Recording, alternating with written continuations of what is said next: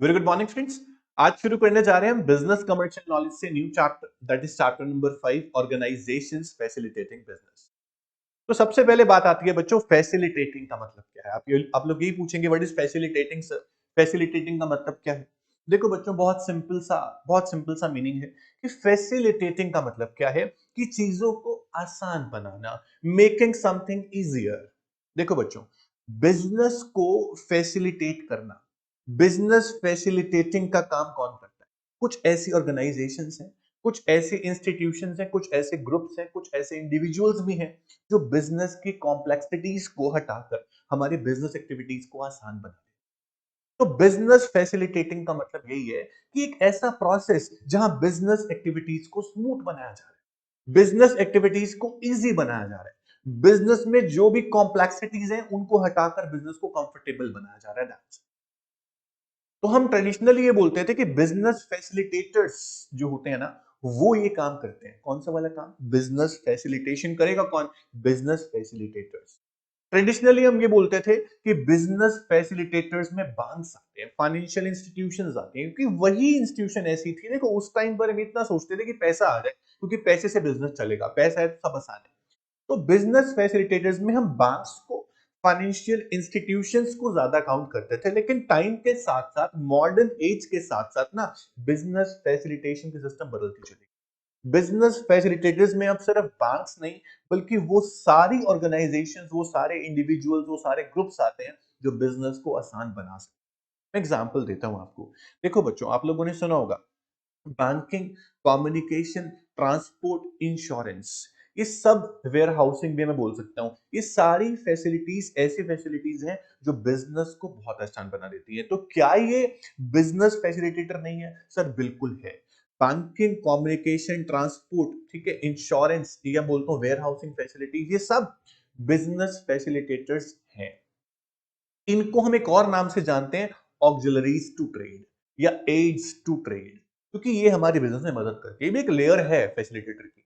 उसके अलावा मैं बोलता हूं ये तो मीडियम, मतलब एक इंटरमीडिएट लेयर है जो बिजनेस को आसान बना रही है। इसके नीचे भी एक लेयर होती है। देखो, बिजनेस के सबसे ज्यादा क्लोज क्या, बैंकिंग है, इंश्योरेंस है, करेक्ट है, लेकिन मैं बोलूं कि बैंकिंग से या किसी अदर फाइनेंशियल सेक्टर से कोई फाइनेंशियल कंसल्टेंट डायरेक्ट आपके बिजनेस को अप्रोच करता है और आपको हेल्प करता है कि कैसे फाइनेंस अरेंज किया जाए, कहां से पैसा लेना है, कहां से नहीं लेना, कहां सस्ता मिलेगा, कहां महंगा मिलेगा, फाइनेंस अरेंज कराता है। जितने भी डिसीजन होता है रिगार्डिंग फाइनेंस वो बताता है आपको। तो फाइनेंशियल कंसल्टेंट जो है वो सबसे ज्यादा क्लोज है आपके बिजनेस के, उनको बोलते हैं हम पॉइंट ऑफ कॉन्टैक्ट। करेक्ट है। इसी तरह से बिजनेस इंक्यूबेटर्स भी होते हैं जो स्टार्टअप्स को चलाने में मदद करते हैं, जो नए बिजनेस शुरू हुए हैं उनको चलाने में मदद करेंगे, उन्हें बोलते हैं बिजनेस इंक्यूबेटर्स। उनके ग्रुप्स भी हैं, ऑर्गेनाइजेशंस भी हैं। तो ये पॉइंट ऑफ कॉन्टैक्ट है, सबसे ज्यादा क्लोज है बिजनेस के। उसके बाद जो सेकंड लेयर आती है ना, वो होती है ऑक्सिलरीज टू ट्रेड, यानी कि आपके banking services, communication, insurance, transport, ये सब इंटरमीडिएट लेयर के पार्ट है। उसके बाद एक लेयर और है जो बिजनेस से थोड़ी दूर है, जिसे हम बोलते हैं थर्ड लेयर। सबसे जो मेन लेयर है वो क्या है? इन सभी छोटे छोटे ऑर्गेनाइजेशन, छोटे छोटे ग्रुप्स जो बने हुए हैं, इनके ऊपर भी एक बड़ी बॉडी है। बहुत सारे सेक्टर्स हैं बच्चों। बैंकिंग सेक्टर है, उसकी बॉडी कौन है? मेन एपेक्स ऑर्गेनाइजेशन कौन है? हम बोलते हैं आरबीआई है सर। स्टॉक एक्सचेंज है, ब्रोकर्स हैं, सब ब्रोकर्स हैं, उनके ऊपर कौन है? सेबी है सर, है ना। अपनी एरिया के अंदर बिजनेस में कंपटीशन को बनाए रखना है, उसके लिए कौन है? या कंपटीशन अनफेयर ना चल रहा हो उसको प्रोटेक्ट करने के लिए एक बॉडी है, वो सीसीआई है, कंपटीशन कमीशन, है ना। उसके बाद ऐसे हम बोलते हैं कि इंश्योरेंस के लिए बहुत सारी कंपनीज हैं, उन सबको रेगुलेट करने के लिए कौन है? आईआरडीएआई है, insurance regulatory development authority of India है। इस तरह से बच्चों बहुत सारी रूरल एरियाज के अंदर जो एग्रीकल्चर के लिए फाइनेंस है या फंडिंग अरेंज करनी है उसके लिए नाबार्ड है ना। तो बहुत सारी बड़ी ऑर्गेनाइजेशन है जो बिजनेस की मदद करती हैं, बिजनेस फैसिलिटेशन में हेल्प करती हैं, उन्हें बोलते हैं बिजनेस फैसिलिटेटर्स। तो मैं इस चैप्टर में बात करूंगा कुछ ऐसी ऑर्गेनाइजेशन की जो एपेक्स ऑर्गेनाइजेशन है, करेक्ट है। एपेक्स ऑर्गेनाइजेशन बहुत बड़ी ऑर्गेनाइजेशन, जो कुछ फंडिंग ऑर्गेनाइजेशन है, कुछ नॉन फंडिंग ऑर्गेनाइजेशन है।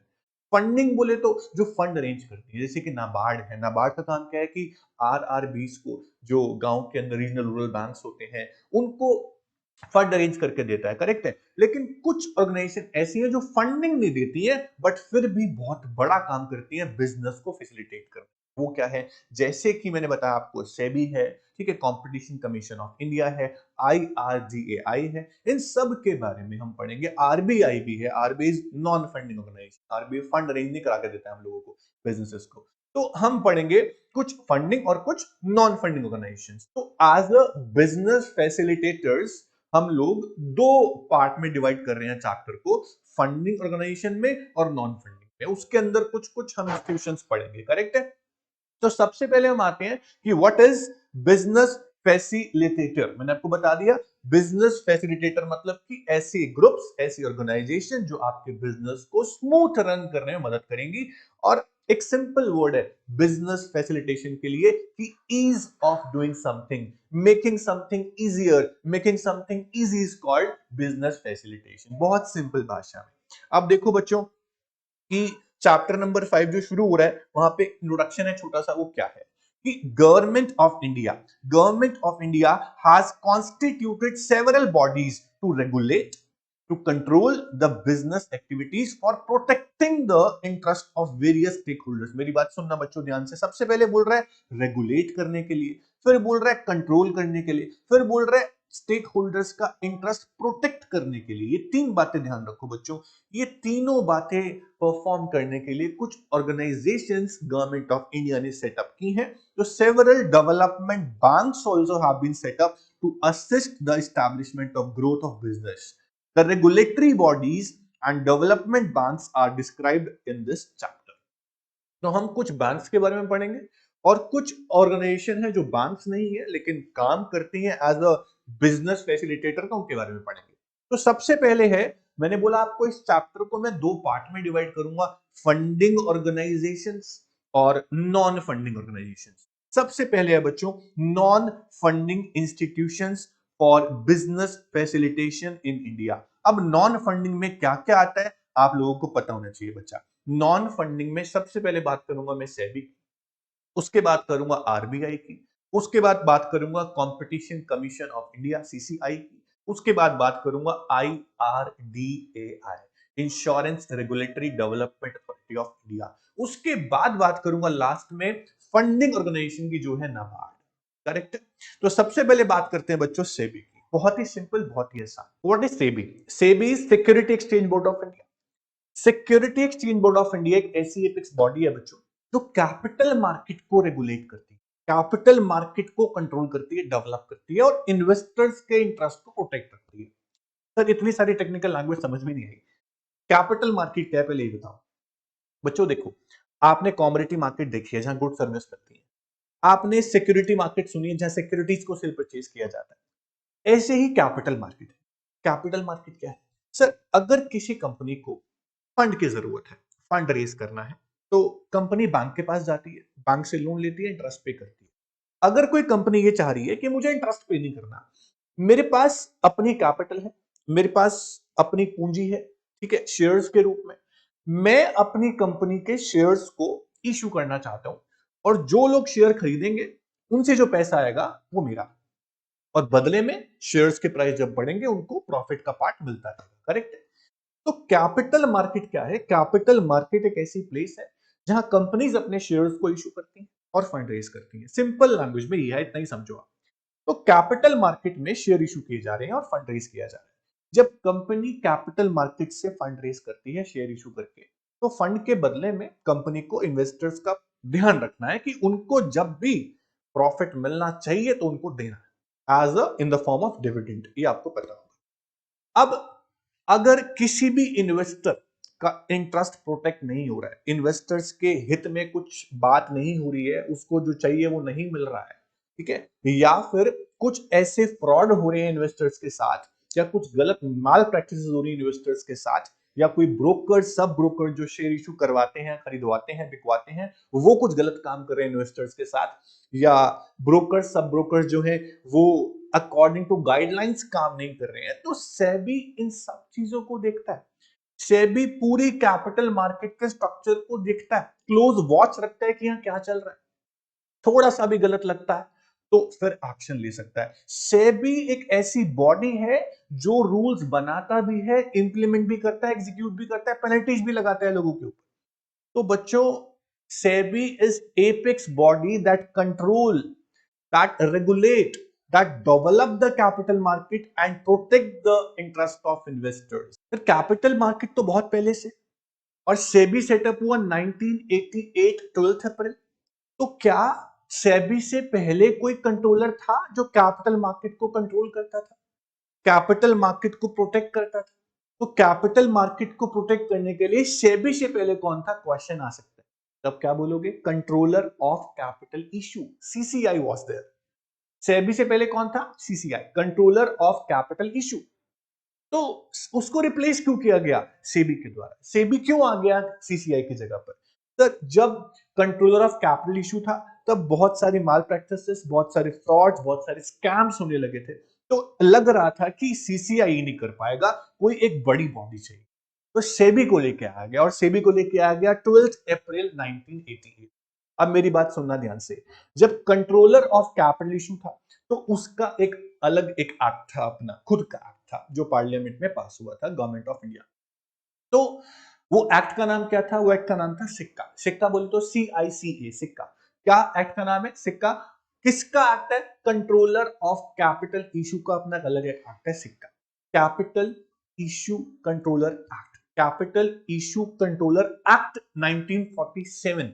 इस एक्ट के under controller of capital issue काम करता था, ठीक है, लॉज बनाता था, उनको इंप्लीमेंट करता था, एग्जीक्यूट करता था। तो सेबी सेटअप हो गया 1988 में, लेकिन एक्ट वही वाला चल रहा था। सेबी सेटअप हुआ 1988 12 अप्रैल को। एक्ट कौन सा चल रहा है, एक्ट चल रहा है सिक्का 47 में। तो सेबी को अपना अलग एक्ट क्यों नहीं दिया गया? सर 4 साल तक, 1988 से लेकर 1992 तक सेबी सिर्फ क्या कर रहा था, सेबी पूरी कैपिटल मार्केट को देख रहा था, क्लोज वॉच रख रहा था कि यहां क्या क्या होता है, अच्छे से देख लिया, परख लिया। उसके बाद 4 साल बाद एक एक्ट पास हुआ पार्लियामेंट के अंदर, सेबी एक्ट 1990। सेबी को स्टैट्यूटरी पावर्स दे दी गई, सेबी को लीगल पावर्स दे दी गई, एक्ट बना, लॉज बनाने की, इंप्लीमेंट करने की, एग्जीक्यूट करने की। तो सेबी अब लॉ बना भी सकता था, इंप्लीमेंट भी कर सकता था, एग्जीक्यूट भी कर सकता था, पेनल्टी भी लगा सकता था। तो सेबी ऑफिशियली सेटअप हो गया 1992 में 30 जनवरी, with statutory powers, with legal powers. अब मेरी बात सुनना ध्यान से, मैंने आपको सब कुछ बता दिया इंट्रोडक्शन के अंदर। हम पढ़ेंगे फंक्शन और ऑब्जेक्टिव्स, ठीक है। सबसे पहले the Security Exchange Board of India. The Security Exchange Board of India was established by the Government of India on 12th April 1988. Act पुराने वाला चल रहा है, याद रखना। एक्ट का नाम क्या है, capital issue control act 1947, and given statutory powers in 92। अब अपना अलग एक्ट बन गया सेबी का 92 के अंदर, से बोलते हैं हम SEBI act 1992 in the parliament. और सेबी एक्ट 92 जब आया तो सेबी ऑफिशियली सेटअप हुआ, हम बोलते हैं 92 30 जनवरी। अब सुनना ध्यान से कि सेबी क्या है। सेबी एक अथॉरिटी है जो रेगुलेट करती है, डेवलप करती है इंडियन कैपिटल मार्केट को, और इंटरेस्ट ऑफ इन्वेस्टर्स को प्रोटेक्ट करती है। तो कैपिटल इशू कंट्रोल एक्ट 47 अब खत्म हो गया, अब सेबी एक्ट आ गया। और जब सेबी एक्ट आ गया तो अब सेबी ने रिपील कर दिया किसको, कंट्रोलर ऑफ कैपिटल इशू को, और अपना खुद का ऑर्गेनाइजेशन सेटअप किया। तो सेबी के हेडक्वार्टर का आपसे पूछ सकते हैं, सेबी का हेडक्वार्टर मुंबई बांद्रा कुर्ला में है, और उसके बाद northern, eastern, southern, western regional office भी है जो न्यू दिल्ली, कोलकाता, चेन्नई, अहमदाबाद के अंदर है। तो उसके बाद हम बात करते हैं बच्चों कि कंट्रोलर ऑफ कैपिटल इशू जो था वो सेबी से पहले था, और सेबी को हम बोलते हैं कि वो डिराइव्ड अथॉरिटी है फ्रॉम सीसीआई। मतलब सेबी नया ऑर्गेनाइजेशन नहीं है, इससे पहले कोई और था, उससे डिराइव हो गया है कौन, सेबी, आपको बोल सकते हैं। और SEBI was constituted as the regulator of capital market in India under a resolution of government of India. ये तो हो गया बच्चों इंट्रोडक्शन कि सेबी क्या था, ठीक है, ओरिजिन कब हुआ, कब सेटअप हुआ। सेबी के इंट्रोडक्शन के बाद हम बात करते हैं बच्चों कि सेबी का जो स्ट्रक्चर बना है वो कैसे बना है। कोई भी ऑर्गेनाइजेशन हो उसको मैनेज करने के लिए एक बोर्ड तो चाहिए। तो बोर्ड मींस कि चेयरमैन, डायरेक्टर्स, इन सबको मिलाकर बनता है बोर्ड।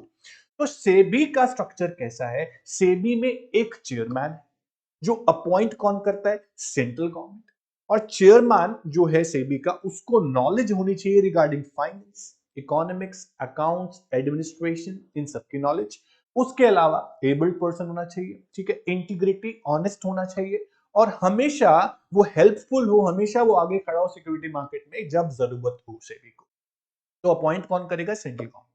एक चेयरमैन के बाद आते हैं दो मेंबर, जो मिनिस्ट्री ऑफ सेंट्रल गवर्नमेंट के ऑफिशियल्स होंगे, जो अपॉइंट करेगी सेंट्रल गवर्नमेंट। उनको भी नॉलेज होनी चाहिए regarding administration and finance under the companies act 2013। Companies act under 2013 में फाइनेंस और एडमिनिस्ट्रेशन में डील कर रहे हैं, ऐसे ऑफिशियल्स को अपॉइंट करेगी सेंट्रल गवर्नमेंट, जो दो मेंबर होंगे, मतलब स्पेशल फाइनेंस और एडमिन का काम संभालेंगे सेबी के अंडर।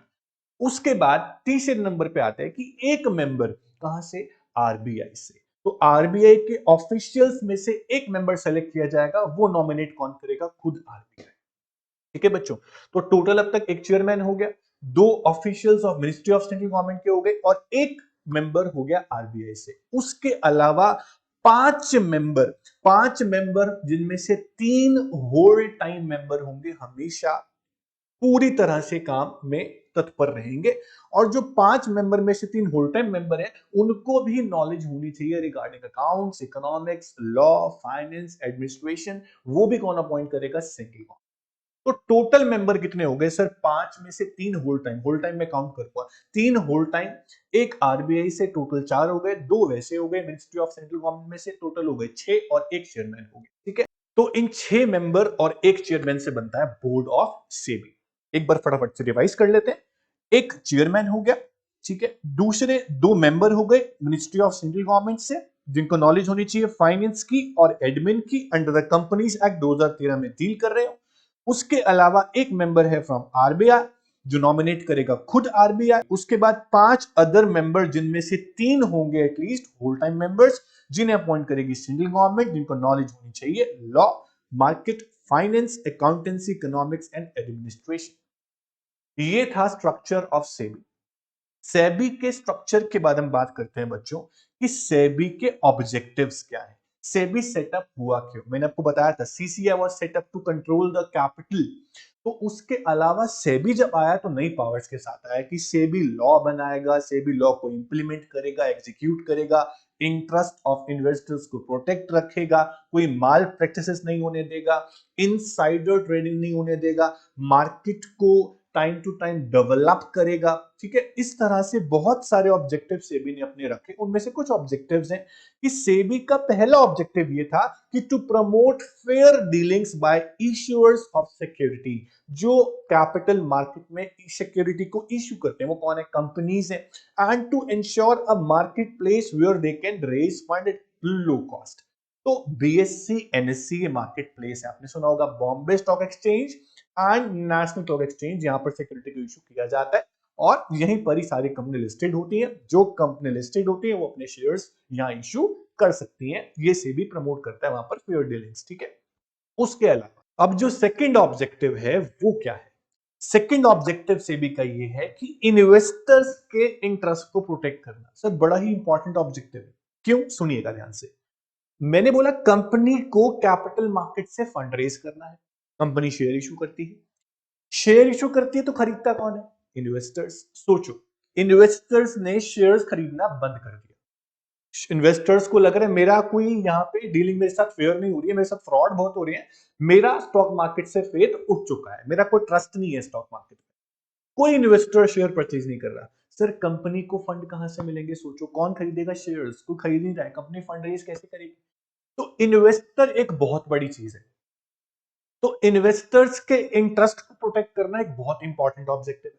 समझ में आता है? क्योंकि उन्हीं की वजह से, जो देखो इन्वेस्टर्स की सेविंग है, उससे ही वो लोग इन्वेस्ट करते हैं। मुझे शेयर्स खरीदने, मेरी सेविंग्स मेरे पास है, मैं शेयर्स खरीद सकता हूं। तो मेरी सेविंग को मैं क्या चाहूंगा? मेरी सेविंग्स वहां इन्वेस्ट हो जहां मुझे बेस्ट रिटर्न मिले, मेरे साथ कोई फ्रॉड ना हो, मैं सेफ हूं। तो इन्वेस्टर्स के सेफ गार्ड के लिए सेबी ने ऑब्जेक्टिव बनाया कि हम उनके इंटरेस्ट को प्रोटेक्ट हमेशा करेंगे। तो उसके लिए सेबी रूल रेगुलेशन बनाता है, ड्राफ्ट करता है, लॉज बनाता है। तो यही ऑब्जेक्टिव है, to provide a degree of protection to the investors and safeguard their rights and interest so that there is a steady flow of savings into the market. Very important. Third objective क्या आता है? Third objective is to regulate and develop a code of conduct. Proper rules regulation होने चाहिए और SEBI उसको बनाता भी है, और and fair practices by intermediaries like brokers, merchant bankers etcetera with a view to making them competitive and professional. देखो, proper professional environment बनाकर चलना ये सेबी का काम है। अब सेबी अकेला तो नहीं है ना, सेबी के नीचे और भी बॉडीज हैं सर। सबसे पहले स्टॉक एक्सचेंज है, NSC and BSc, national stock exchange और बॉम्बे स्टॉक एक्सचेंज। उसके नीचे ब्रोकर्स हैं, सब ब्रोकर्स हैं। उन सभी के लिए क्या बनाता है SEBI? Code of conduct, proper rules regulation बनाकर चलता है, क्योंकि जब रूल्स रेगुलेशन होंगे तभी कुछ लगेगी प्रोफेशनल है। कोई रूल रेगुलेशन नहीं है, कोड ऑफ कंडक्ट नहीं है, तो कोई प्रोफेशनलिज्म नहीं है, और वहां पे कभी भी फेयर डीलिंग्स नहीं होगी। तो डिसिप्लिन मेंटेन करना है वो सेबी का काम है। उसके बाद ये ऑब्जेक्टिव्स हो गए। अब इन तीनों पॉइंट्स को मिलाकर एक कॉमन बेसिक ऑब्जेक्टिव क्या निकलता है बच्चा? Thus, the basic objective of SEBI is to protect the interest of investor। सबसे पहली बात देखो, इन्वेस्टर ही है जो मेन बेस है स्टॉक मार्केट के लिए, कैपिटल मार्केट के लिए। वही इन्वेस्टर्स ही नहीं है तो मार्केट कहां चलेगी? तो किस लिए इन्वेस्टर्स का इंटरेस्ट प्रोटेक्ट करना है? ताकि मार्केट को प्रमोट कर सके, डेवलप कर सके और रेगुलेट कर सके। तो सेबी का काम क्या है? तीन काम मेन मेन है। इन्वेस्टर्स के इंटरेस्ट को प्रोटेक्ट करना, मार्केट को डेवलप करना, और जो इश्यूअर्स ऑफ सिक्योरिटीज हैं उनको भी रेगुलेट करना। तो ये सारे ऑब्जेक्टिव्स मिलाकर एक बन जाते हैं। अब सेबी के फंक्शंस की बात करेंगे। देखो, ऑब्जेक्टिव्स पढ़ लिए हमने, हमने सेबी का बेसिक इंट्रोडक्शंस पढ़ लिया। इंट्रोडक्शन पढ़ने के बाद हम अब चल रहे हैं फंक्शन की तरफ। तो मैंने फंक्शन को बच्चों टोटल 3 सेगमेंट में डिवाइड किया है। ठीक है, प्रोटेक्टिव फंक्शन है, रेगुलेटरी फंक्शन है, डेवलपमेंट फंक्शन है। सबसे पहले बात करूंगा प्रोटेक्टिव फंक्शन की, उसके बाद बात करूंगा डेवलपमेंट फंक्शन की, एंड देन बात करूंगा रेगुलेटरी फंक्शन की। उसके बाद लास्ट में बताऊंगा कि सेबी का एज अ बिजनेस फैसिलिटेटर क्या रोल है। हम ये टॉपिक्स पढ़ते हुए भूल गए कि हम क्या टॉपिक पढ़ रहे हैं। मेन हम पढ़ रहे हैं business facilitation system, organisation as business facilitators. तो उसमें एक सेबी भी है जो नॉन फंडिंग ऑर्गेनाइजेशन है, और हम इसको रेगुलेटरी बॉडी बोल देते हैं। तो सबसे पहले फंक्शन है सेबी का प्रोटेक्टिव फंक्शन। देखो बच्चों, प्रोटेक्टिव, प्रोटेक्ट करना। सेबी किसको प्रोटेक्ट करता है? इन्वेस्टर्स के इंटरेस्ट को प्रोटेक्ट करता है। कैसे करता है? ध्यान से सुनना। सबसे पहला, it prohibit fraudulent practices and unfair trade practices on stock exchange. Unfair trade practices या फ्रॉडुलेंट प्रैक्टिसेस होती कैसे हैं? एग्जांपल देता हूं। मान लीजिए मैंने बोला प्राइस रिगिंग हो सकती है मार्केट में। प्राइस रिगिंग का मतलब क्या होता है? सर, प्राइस रिगिंग और price fixing both are same thing. Price fixing या प्राइस रिगिंग क्या है? मान लीजिए कुछ 4 से 5 टेलीकम्युनिकेशन कंपनीज, अलग अलग कंपनीज हैं और आपस में कॉम्पीट करती हैं। अब कंपटीशन को अवॉइड करने के लिए, कंपटीशन को रोकने के लिए कंपनी ने क्या किया? म्यूचुअली आपस में एग्री हो गए और एक ऐसे एग्रीमेंट बना लिए कि हम लोग आपस में मिल जाते हैं, अलग अलग टेरिटरी में अलग अलग तरीके से हम प्राइस चार्ज करेंगे और प्राइस ये चार्ज करेंगे। म्यूचुअली एग्रीड हो गए ताकि कंपटीशन उनमें ना हो और उनके प्रॉफिट मैक्सिमाइज हो। अब प्रॉफिट मैक्सिमाइज होंगे तो शेयर्स के प्राइस भी बढ़ेंगे, और शेयर्स के प्राइस मार्केट में बढ़ेंगे तो इन्वेस्टर्स को प्रॉफिट उनके ज्यादा मिलेगा, लोग और पैसा इन्वेस्ट करेंगे उन कंपनीज के अंदर।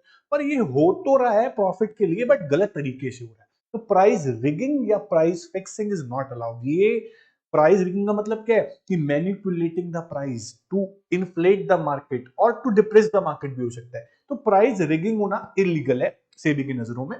तो प्राइस रिगिंग एक फ्रॉडुलेंट प्रैक्टिस है, ठीक है, या फिर हम बोल सकते हैं कि अनफेयर ट्रेड है। तो प्राइस रिगिंग ना हो, insider trading is example of fraudulent practices.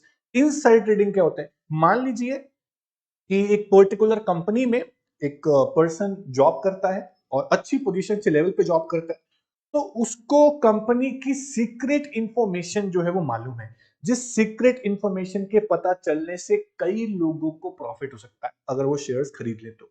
अब वो इंफॉर्मेशन पता चल गई और उस इंफॉर्मेशन के पता चलते ही शेयर्स को खरीद लिया गया उस कंपनी के बहुत सारे, और प्रॉफिट बहुत ज्यादा होने के चांसेस बढ़ गए। अगर सेबी को पता चलता है कि यहां पर इनसाइडर ट्रेडिंग हुई है, सीक्रेट इंफॉर्मेशन पता चलने से शेयर्स खरीदे गए हैं। देखो, कंपनी के शेयर्स अगर कंपनी के एम्प्लॉइज या कोई और ऑनर्स या डायरेक्टर्स या सीएफओ या सीईओ खरीदते हैं तो क्लॉज वॉच रखी जाती है कि इनसाइड ट्रेडिंग यहाँ पे हो सकती है। तो कुछ ट्रेडिंग पता चल जाती है इनसाइडर वाली, कुछ नहीं पता चलती। अगर पता चल गया या जरा सा भी डाउट हुआ कि यहां पर इनसाइडर ट्रेडिंग हुई है, तो उसकी वजह से उस कंपनी पे या कंपनी के एम्प्लॉयज पे जिन्होंने ये काम किया है उस पर पेनल्टी और इम्प्रिजमेंट भी हो सकती है। तो देखो बच्चों, कंपनी की सीक्रेट इंफॉर्मेशन से फायदा किसको हुआ? जिनको इंफॉर्मेशन पता चली उन्हीं को फायदा हुआ, लेकिन जो कॉमन इन्वेस्टर्स हैं उनको तो नहीं पता चला। तो इनसाइडर ट्रेडिंग से रिस्क खत्म हो गया और पता लग गया कि हाँ, प्राइस बढ़ेंगे या फिर कम ही होंगे, तो शेयर्स को खरीदा गया या फिर बेचा गया, ऐसा हो सकता है। तो इनसाइडर ट्रेडिंग भी गलत है, इलीगल है। तो इन सारी माल प्रैक्टिसेस को, इन सारी फ्रॉडुलेंट प्रैक्टिसेस को रोकने के लिए सेबी का अपना फंक्शन है, दैट इज प्रोटेक्टिव फंक्शन।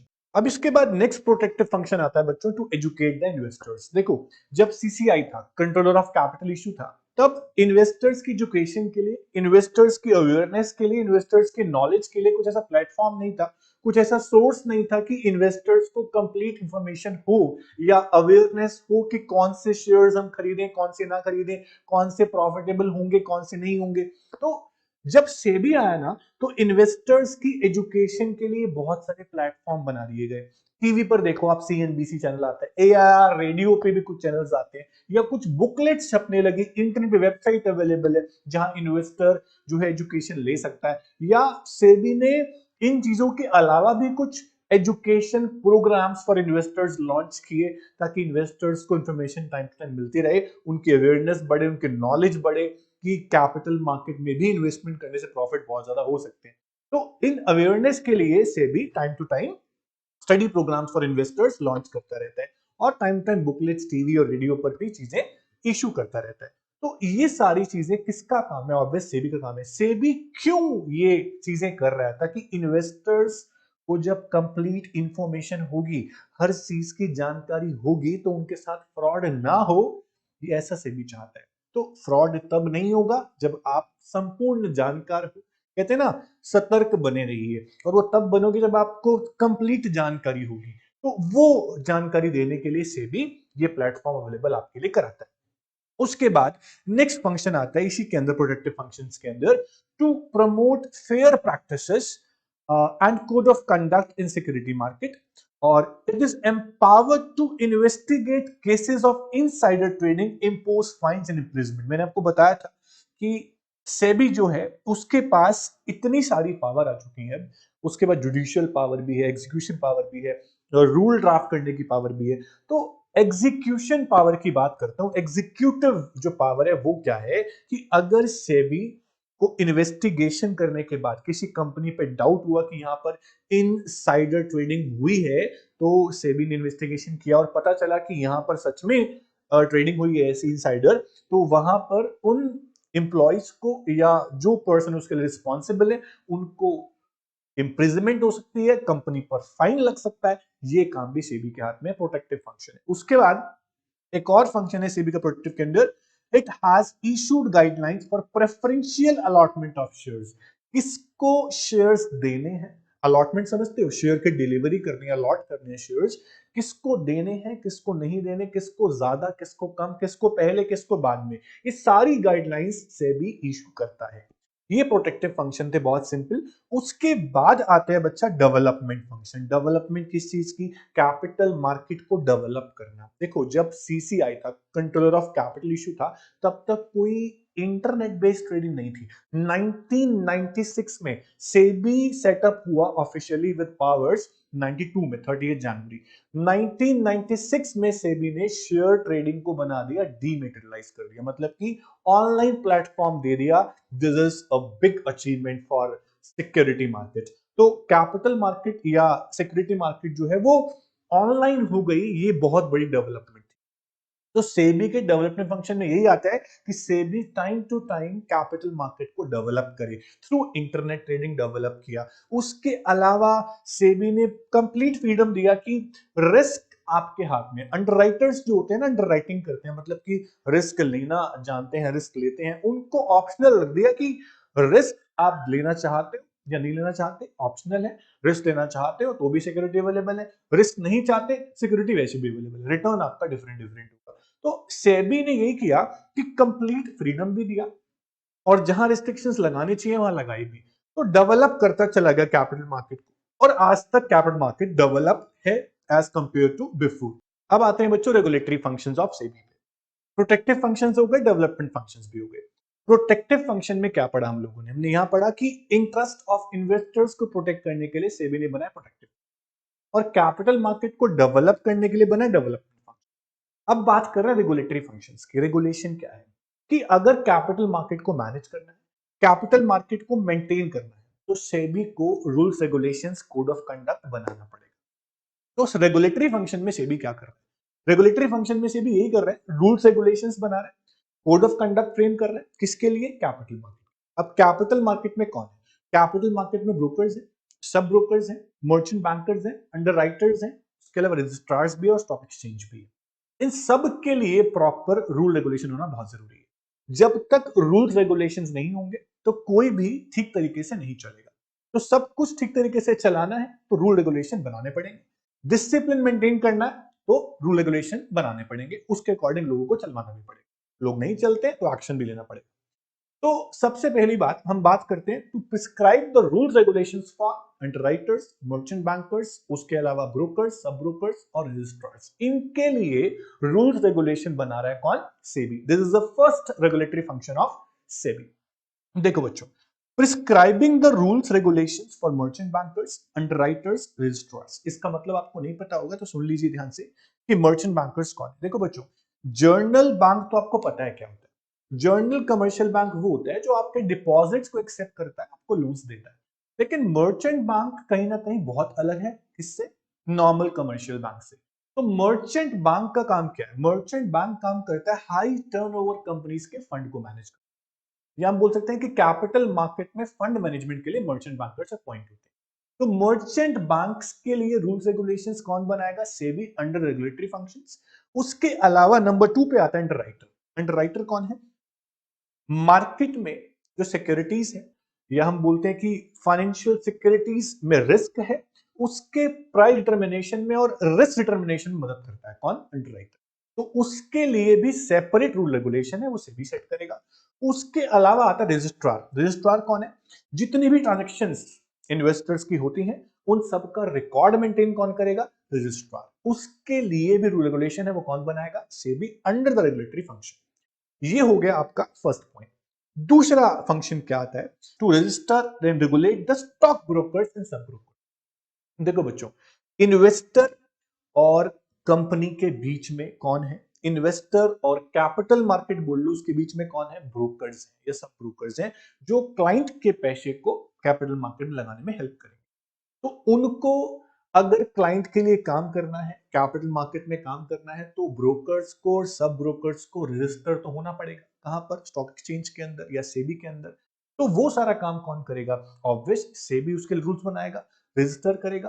तो स्टॉक ब्रोकर, सब ब्रोकर क्या है? देखो बच्चों, आप अगर किसी कैपिटल मार्केट में या इंडियन कैपिटल मार्केट में किसी कंपनी के अंदर इन्वेस्ट करना चाहते हो तो आपको ब्रोकर की मदद लेनी पड़ेगी। ब्रोकर कौन है? आपने सुना होगा broker as like Sharekhan. ठीक है, शेयर खान के अलावा एंजल ब्रोकिंग है या जेरोधा है, उसके अलावा हम बोलते हैं कि मोतीलाल ओसवाल है, ये सब ब्रोकर्स हैं। तो ब्रोकर्स, सब ब्रोकर्स की हेल्प लेकर ही एक क्लाइंट इन्वेस्ट करता है कैपिटल मार्केट में। तो इन सभी ब्रोकर्स को, सब ब्रोकर्स को रजिस्टर तो होना ही पड़ता है। तो उसके लिए जो भी रूल रेगुलेशन, जो फ्रेमवर्क है, वो कौन बनाता है? सेबी बनाता है। रेगुलेटरी फंक्शन में ये भी आ गया। उसके अलावा एक चीज और है, म्यूचुअल फंड। सुना है ना? म्यूचुअल फंड, सही है। म्यूचुअल फंड क्या होता है कि अगर कोई पर्सन ज्यादा रिस्क लेना नहीं चाहता, उसको लग रहा है कि एक कंपनी के शेयर में इन्वेस्ट करूंगा, मेरे को बहुत रिस्क है, मेरा पैसा डूब गया, तो म्यूचुअल फंड एक ऐसी स्कीम है जहां बहुत सारे इन्वेस्टर्स का थोड़ा थोड़ा पैसा इकट्ठा करके एक सेपरेट पोर्टफोलियो बनाकर लगाया जाता है, जिसमें रिस्क भी कम है और लॉन्ग टाइम रिटर्न बहुत ज्यादा है। ठीक है, रिस्क तो हर जगह देखो होता ही है। तो म्यूचुअल फंड की स्कीम जब बनाई जाती है तो वो भी अप्रूव तो करानी पड़ेगी कि इसमें क्लाइंट का इंटरेस्ट प्रोटेक्ट हो रहा है या नहीं। उसके लिए भी सेबी रूल बनाएगा और उन स्कीम को अप्रूव तब करेगा जब वो उसको देख लेगा। तो सेबी ये काम भी करता है। उसके अलावा स्टॉक एक्सचेंज की ऑडिटिंग, स्टॉक एक्सचेंज की ऑडिटिंग के अलावा कुछ इंक्वायरीज, ये सब भी सेबी टाइम टू टाइम करता है। ये सब रेगुलेटरी फंक्शन में आता है बच्चों। तो protective functions, development function, regulatory function, तीनों ही फंक्शन बहुत इंपॉर्टेंट है सेबी के। इन फंक्शन में से क्वेश्चन जरूर बन सकता है।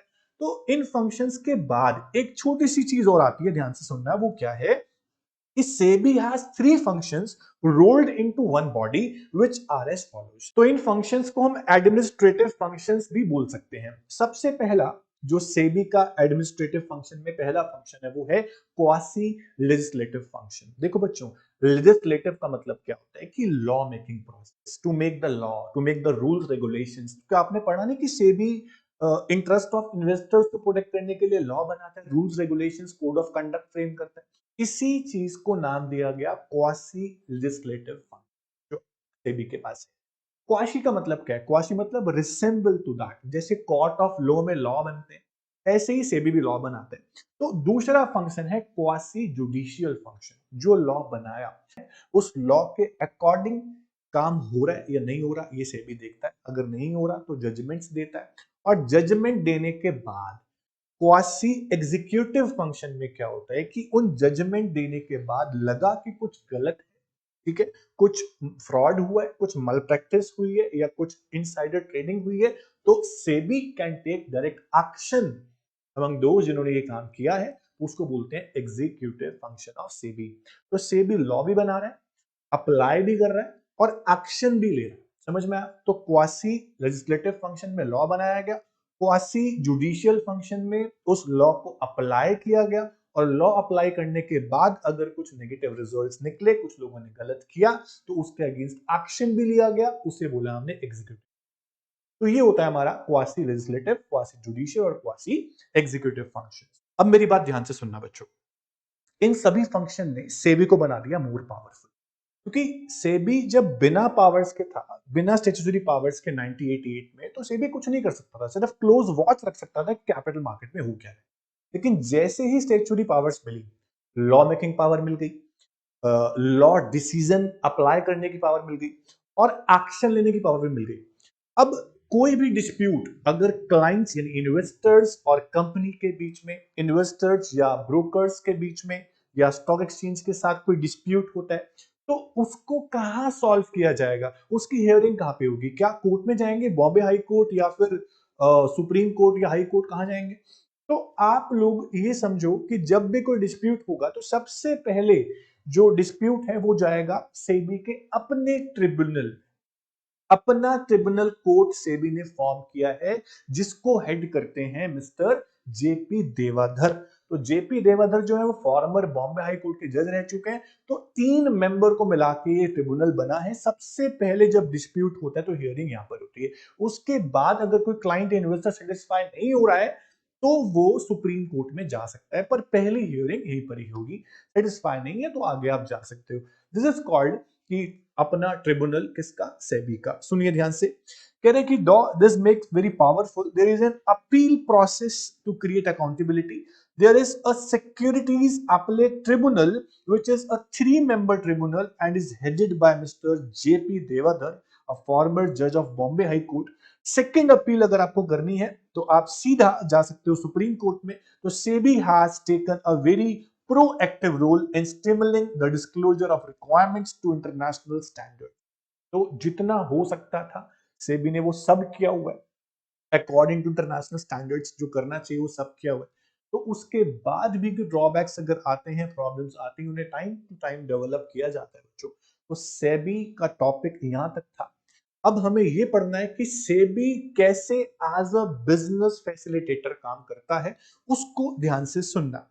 SEBI's role in business facilitation. अब मेरी बात ध्यान से सुनना बच्चों।